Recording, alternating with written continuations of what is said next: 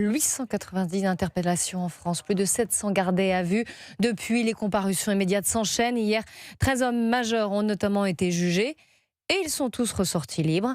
Du côté des riverains et commerçants, la colère demeure. Alexis Bourdon leur a tendu le micro d'Europe 1, porte de Saint-Cloud, dans l'ouest parisien, à quelques centaines de mètres du Parc des Princes. Autour du marché avenue de Versailles, les rues ont été nettoyées. Plus aucune trace des débordements. Pourtant, les bruits des tirs de mortier sont encore dans toutes les têtes.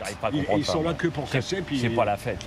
C'est pas la fête. C'est pas normal. Et qui c'est qui paye les pots cassés? C'est toujours les impôts. Et qui c'est qui paye les impôts? C'est ceux qui travaillent. Depuis leurs fenêtres, Patrick et Bernard ont été spectateurs de cette nuit de violence. Pour les deux amis, les casseurs ne sont pas assez inquiétés. Il faut agir autrement et puis c'est tout. À la fin, qu'est-ce qu'il y a? Il n'y a jamais rien. Ils sont jamais condamnés. Ou 500 €, mais c'est quoi 500 €? Mais moi, je trouve que la police n'a pas assez de pouvoir pour ça.